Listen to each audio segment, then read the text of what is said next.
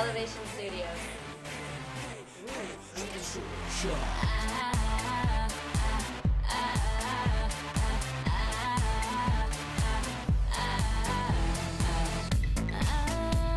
I'm giving him a one-night only invitation to come over and let him spend the night.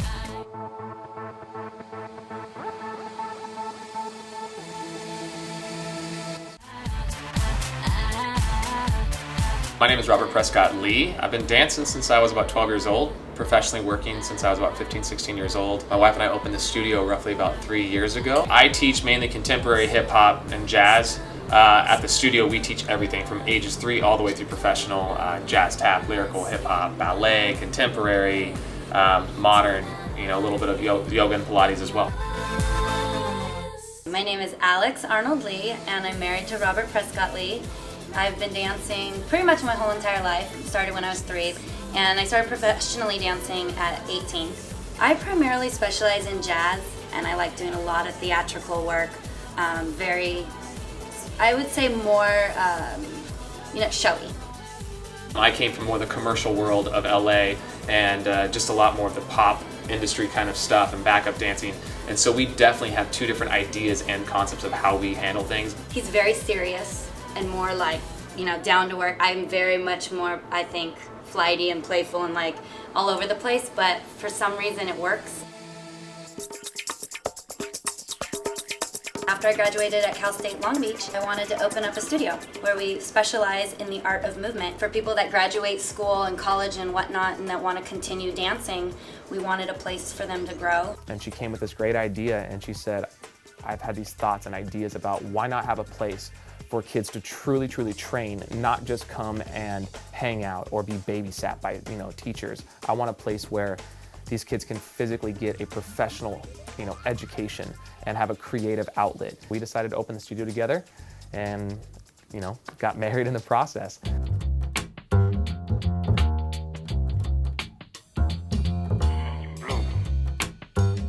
For us, it's been this incredible adventure, and Elevation Studios, our slogan is taking the art of movement to a higher level, allowing people to come in and be creative and feel like it's a home, that they can be comfortable once they walk through those doors and walk into those walls, in the studio, and just release and be.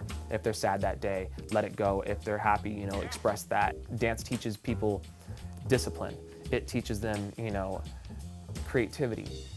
Obviously, the health aspect of it.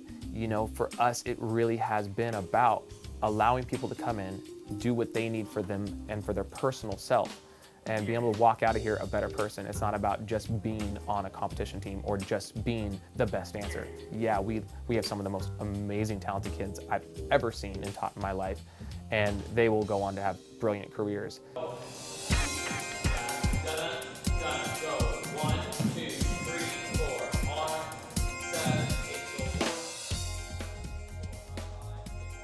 Our goal as Elevation Studios is not just a dance studio, it is a production studio in that sense where we want to be able to do everything. We want the kids to come in and be able to be comfortable. A child or a student or a dancer who's interested in dancing anywhere in the country or even in the world, the great thing now is with the internet, with certain online channels, you can seek out dance right in front of you in a heartbeat, on your phone, on your computer.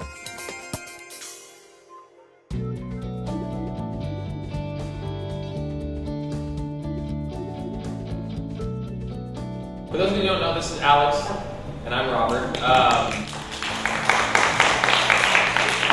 you very, very much for coming today. It's the first show for us to actually choreograph on this kind of a scale. Just even our backgrounds are so completely different. So when we choreograph together, it's a lot of fun. There's a lot of different dynamics to it. So I come from more of like that modern background, and then he definitely has more of that hip hop, contemporary jazz, and so we're going to do a lot in the show of a little bit of both. So we want to do both today so that we actually see, where you shine, because there could be a spot. You might, make it in one dance or one piece. You might be utilized throughout the whole entire hour-long show.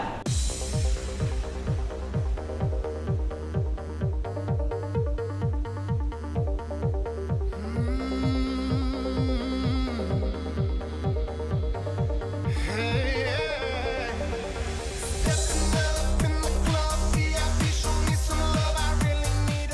today it felt like a big class, a very comfortable, fun class, great choreography, wonderful instructors. Got to meet a lot of different people, different levels, different styles.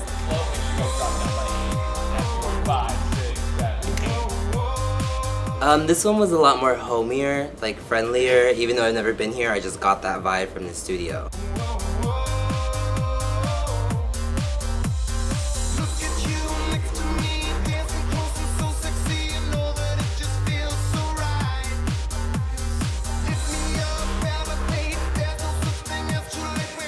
I could say, for me being a dancer that's never been here before, I could go to the front and be in her face and she would be like, no, this is wrong. Do it like this. And she was very like, very visual, very like, hey, you got it, you did that, just keep it going, step it up a little bit. And then on the float, make sure you guys drop down by 8. Yeah, you're going 5, 6, 7, 8.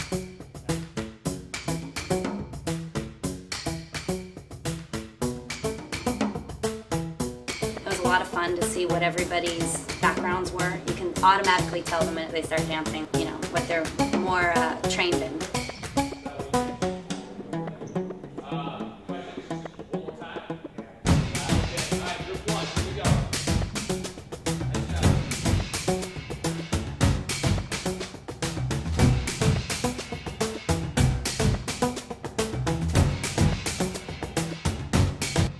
Yeah, we didn't know what to expect when we had the audition, but I think it went great.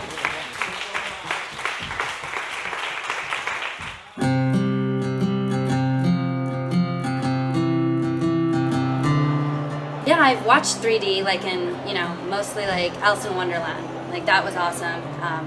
More of that cartoon effect. The limited stuff we've seen so far in 3D has obviously been the movies, like Step Up 3D or even like sports stuff. But with dance, I think there's a lot of uncharted territory, especially in the commercial, like in the company world and the commercial world as well. But primarily in the company world, I don't think it's ever been shot. I don't think it's ever been done with a stage setting, you know, in the theater itself. So I think the process itself is going to be really interesting as well as fun to work with the technical guys to place the cameras properly, to come up with concepts and ideas of how to shoot the dance itself, not just shooting it, you know, in 2D and from the front angles, you know, actually getting in between and getting behind the dancers and allowing it to actually make the dance itself come a little bit more alive and make it feel like they're sitting with, like, on the stage with the dancers itself and being a part of the show, not just watching a show. Departing and other ways to say goodbye, we start with Act 1, and we actually titled it Departing by Flight. And the main kind of reason behind that is there's so many different ways of departing of the heart, departing physically by flight, your soul departing, losing someone, and stuff like that. So we kind of just wanted to do a little bit of play on words. We chose some great music and some just different kind of more modern and contemporary moments dance-wise. We really wanted to kind of prep the story a little bit, allowing the people to be a little more human and pedestrian, and then letting them kind of, in a funny kind of way, show that they were actually departing through a spaceship. We used chairs that are painted silver to kind of show off the little spaceship kind of feel.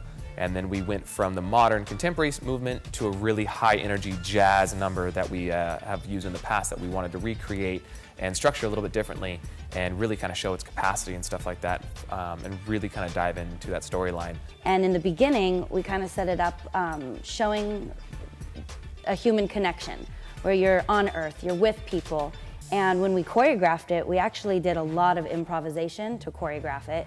And then I think what's funny about this, going into that second piece within the first act, is just putting on the glasses, they have their jackets on, the whole costuming behind that I think makes the piece. It has that sense of like that Top Gun coolness effect that you're gonna take flight. And to me the humor also is that they're just sitting in chairs. You know, like we could have built a set, we could have had some, big cheesy looking spaceship, but instead we wanted to go with the simplicity of having these silly little metal chairs. And I think my favorite moment in the piece was an accident. In the very beginning, the guy at the very end of the stage, or downstage, he's in the very front, we were joking around one day and he just did a thumbs up and went like this, yeah. And it got us all cracking up, and it just sort of actually ended up becoming a whole entire thing within that piece. So by the end, that was what everyone did. They all lean back in their chairs, they're gonna take flight, and all of them now put their thumbs up like we're good to go. So going into Act 2, this one is actually titled Leaving Me Behind. And it goes through a lot of different emotional states. It actually is gonna start with a group of women, a little more proper and stuff like that. You can kind of base it around the 1950s or so, but we really kind of dove into it where a man is kind of manipulating the women throughout the whole process, and then the women all of a sudden get angry. And this piece represents, I think, every woman that's ever been in love before and has had their heart broken. This piece starts with all the women pristine, unruffled, completely done up, hair perfect, and they're all in their white outfits with their pearl necklaces, and they're just standing there in these huge, like, I think they're like 3 or 4 inch heels. I mean, just even the way that they're standing and what they're wearing looks, to me, uncomfortable. We wanted that vulnerability to kind of show through with just being stiff and awkward, and they're all up on this pedestal, and the idea is that there's all these, you know, women vying for this one man's attention. What is it about one man sometimes that women just, he's the bad boy or the person that isn't good for you, but these women flock to him. They bend over backwards for him. He's, you know, manipulating them and just treating them kind of rudely and like garbage, and then they turn on him. The music gets more violent. I think it's that classic, you know, 1950s, 60s feel where the woman's still trying to please her man. She hasn't really found her own, and, you know, he's so cocky about everything. And we show, you know, that from then on with the music change, with this Vitamin String Quartet song where it just is powerful and you know, it's just very violent sounding, the women turn on him.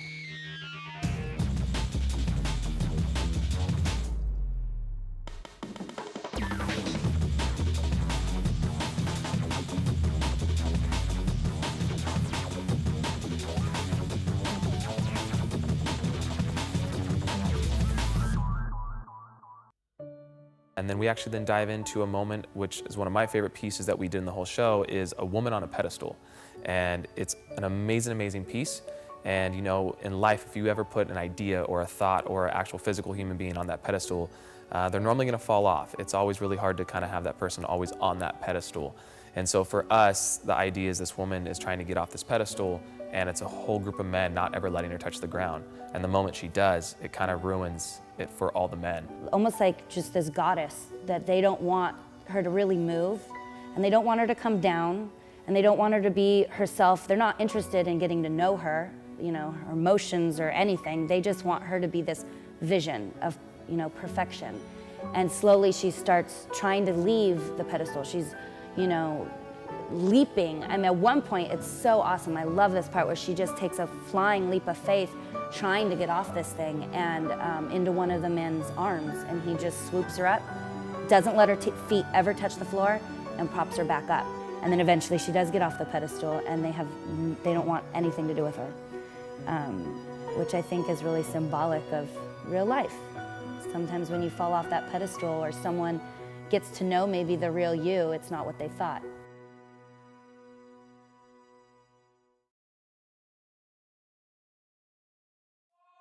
So going into the third piece, which is the third act, we actually titled it Lost My Head, What Was I Thinking? And in this one, we actually kind of dive into many different styles of dance. We kind of go through this huge storyline throughout the piece, and we wanted to make sure that the dance styles really kind of fit within those. You know, we didn't just stay in a modern or a classical or an all jazz number. We really kind of dove in through all of them, and it kind of just follows this little love triangle storyline, and it starts out in a very kind of royal kind of moment, taking a picture. The movement's very kind of more modern, contemporary kind of a feel. There's a lot of partner work, a lot of floor work as well, and there's a great juxtaposition between the men and the women, and you really kind of see the strength as well as the regal moments of the women as well. The costumes are great in this one, it's awesome. And then it kind of goes into this whole love triangle a little more in depth. Between the love triangle, we start off with the duet in there, and then with the trio, we really wanted the movement to not overpower the storyline. And so sometimes people say less is more. Well, this is one of those moments where there's moments of big and crazy, but we also really wanted to show the simplicity of just the love of two people and the connection between those two people, and then the fight between the three of them to really show that off as well. So the movement really came from a very organic and natural place with that.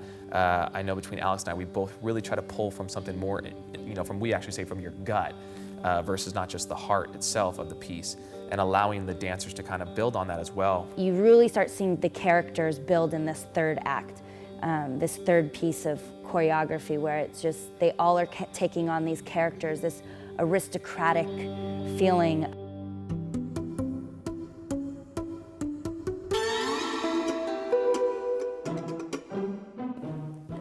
This whole entire concept of this third act is based around a love triangle. You know, the queen, the main character, realizing that her lover or her king is seeing someone behind her back, and you know, her being almighty and powerful is going to do something about it. Dance is about energy. Now, when you're on stage around people or in a classroom around other dancers doing the same choreography and hitting moments together, that energy is like nothing else. You really feel and feed off of those other people around you.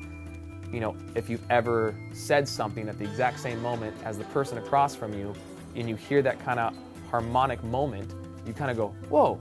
And that is kind of like what dance happens, or feels like when you're doing it in a group. Thank you.